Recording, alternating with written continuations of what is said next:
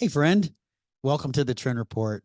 I'm glad you're joining me today for another conversation with just me and you in our newly implemented 10 to Win series, where I share short episodes, 10 minutes or less with you on a topic that hopefully will help you grow and your business grow. I'm Sid Meadows, and I'm a business leader, a coach, a consultant, and a longtime student of the office furniture industry. And in this podcast, we have powerful conversations with industry leaders and innovators and others that are making an impact in their business and our industry.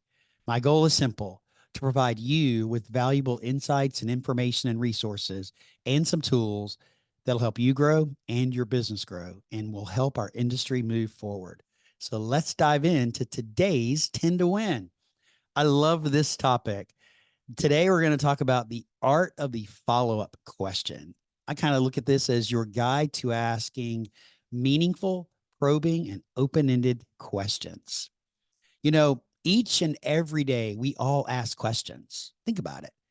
We ask questions to someone we know, maybe we work with, maybe a potential customer, and a whole lot of other people, our family members, right? We're all asking questions.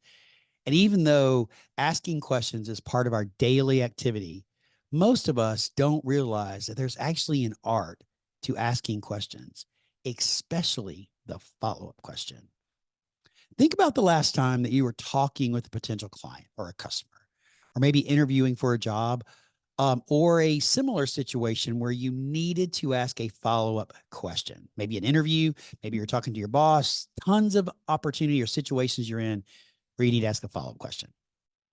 Well, what type of question did you actually ask? Well, if you're like most people, including me, it's a hard habit to break.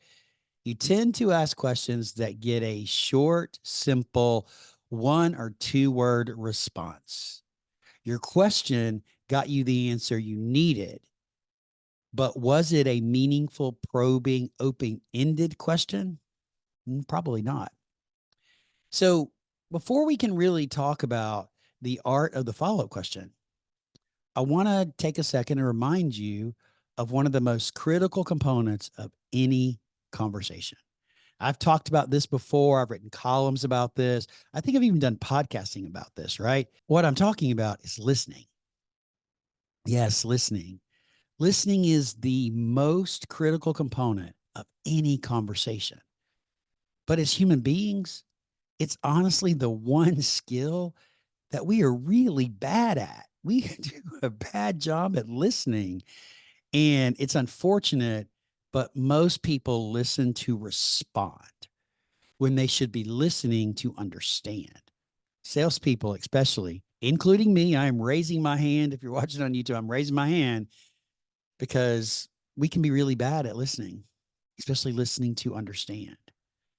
As our potential customer is talking about what they want and what they need, the vision for their workspace, I guarantee you, most of us are formulating our next question and we're getting ready to pounce as soon as the client or the person we're talking to takes a pause.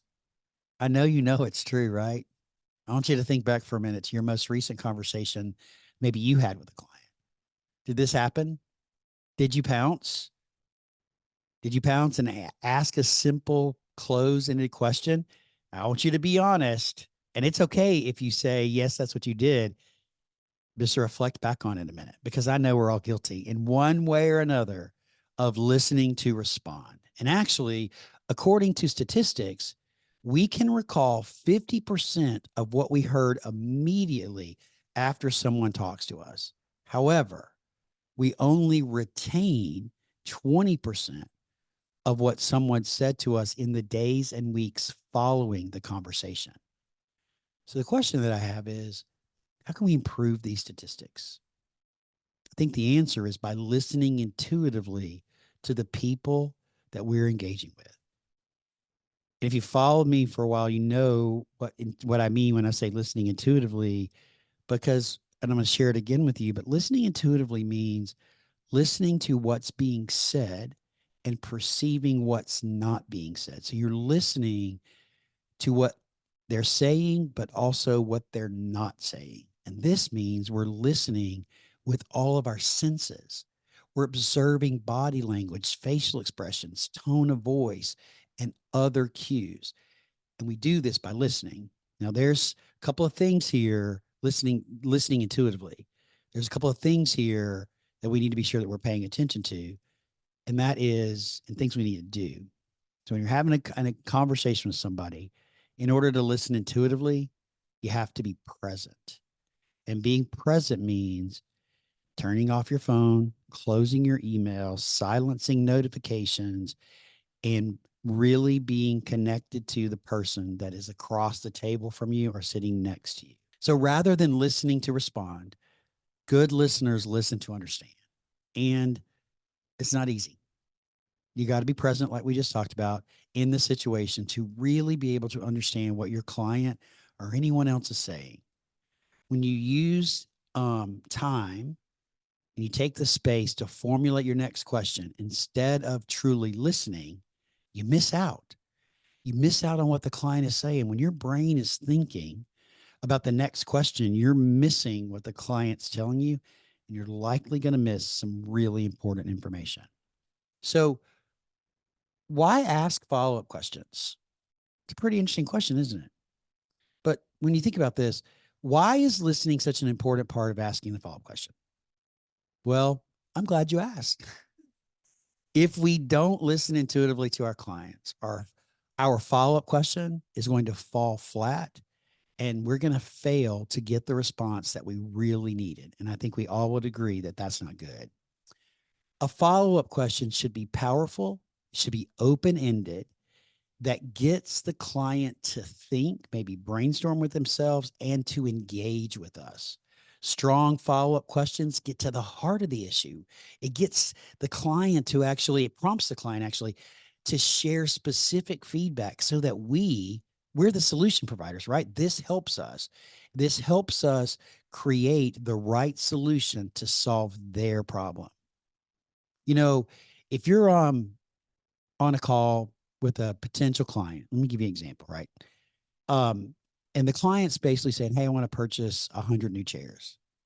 And you only ask direct questions, which we are all guilty of this, right? Think about this. So we're on a call with our client our potential client who wants to buy 100 new task chairs from us. And we typically are going to say, well, tell me the type of chair you want to buy. What color chair do you want to buy? What features are you looking for? Those are all important questions, right? But we're only going to be able to sell them chairs when we ask those types of questions, right? We need to get those answers, but maybe before what we need to do is look at asking better and stronger questions like, what's happening, Mr. Customer, in your organization that has created the need for new seating? Or maybe, what made you realize that you have a need for new chairs in your facility? The customer, in this case, will likely share with you what's happening. And guess what? You're likely going to uncover that their need goes well beyond 100 task chairs. For example, if someone says, well, one of the reasons we need new task seating is because we've noticed that our employees are complaining about lower back pain and that they're having some issues with the adjustments of the chair and they just can't get comfortable and it's causing pain in their bodies. What does that tell you? Well, hopefully, if you're thinking through this the right way, what that tells you is yes, they need new task chairs, but they also need a height adjustable desk if they don't already have it. Why? Because it's important for us to stand up at least 20 minutes every hour because that relieves the stress on our body. It makes us stand up and opens up our body cavity. We breathe differently. We become healthier when we stand up. You know all of this, right? And so by asking these types of questions like what's happening in your organization that created a need for new seating, it's going to lead you down a path that potentially could open up the opportunity something well beyond 100 chairs. So think about that when you're asking the right follow-up questions and you're listening intuitively to what they're saying to you, right? I think we can uncover more opportunities. Now, I want to be clear. The goal here is not to upsell them. I'm not trying to tell you take advantage of them and upsell and upsell and upsell. But if you truly listen to them and you hear what their needs are, this is when you're going to understand why the client is seeking us, why they need us. Maybe we can provide a more better comprehensive solution for them. So Let's get into formulating the follow-up question, right? Good follow-up questions um, give the listener the freedom to respond however they see fit, and they can provide an answer from their own perspective, which is going to give me and you much more meaningful information than the dreaded yes or no answer. The art of the follow-up question is simple. It's a question that engages the person in front of you or the listener. Follow-up questions are open-ended. They seek clarity, they probe, and honestly, they challenge. And they're thought-provoking, they're future-directed, and solution-oriented. Now, that's a lot, right? But um, you can't pack all of that into one question, but I want to give you a few examples. All right. You ready? All right. Here's a closed-ended question. Did you have a good day? Well, you're going to get a yes or no, right? I'm sure most of us, if we have children like me, we've asked that question. You get, yeah, it was good. Well, a better answer, a better question is, tell me about your day. Here's another example. Does your current solution work? We're talking to a client. That's a yes or no. Well, here's a better way to reframe it. How do you feel your current solution is working? More engagement, more open ended. Another example. Do you like your current vendor? Easy yes or no, right? Maybe a way to reframe it is, why are you interested in changing vendors? Another example is, what's your move-in date? How many times have we all asked that question, right? What's your move-in date? Maybe a better way to ask it would be, what does your move-in schedule look like? You get a lot more information when we ask about their schedule and the phasing of it, right? Um, Another example, what's your favorite color? Maybe a better way to ask that is, what colors do you like the most, for those of you that are picking finishes, right? So rather than what's your favorite color, mine's blue, ask, what colors do you like the most? And I think you could probably add to this, right? That's a few examples, but I think the list of this goes on and on and on. But the fact is that you can reframe any question to be a powerful, open ended question. You just got to think about it. You got to take a pause before you ask it. And I'm not talking about a 30-second pause. You'll be able to quickly reframe it. But I'll give you a tip, a pro tip here. If you ask the question and you hear it come out as closed ended, then just stop actually and say, you know what? Let me ask that question differently, or let me reframe that question. I do this a lot when I catch myself asking a closed ended question. I quickly reframe it so that I get more information, right? The art of the follow up question is not really hard. It just takes practice. So start practicing today. Start listening better, listening intuitively, start asking open-ended questions, and it's really going to help you, I think, discover the success that you're looking for. And practice with your friends if you want to, your spouses, your partners, your children.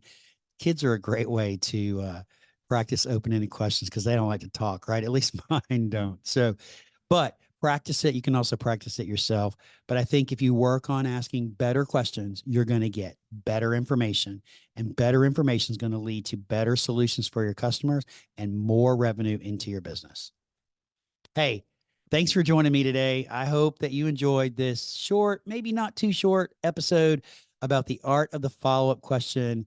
If you did get some value out of today's conversation, head over to Apple and leave us a rating or review if you haven't done so already. But if you do want to give me some feedback, I welcome you to send me an email, text message, shoot me a message on LinkedIn. I'd love to hear from each and every one of you.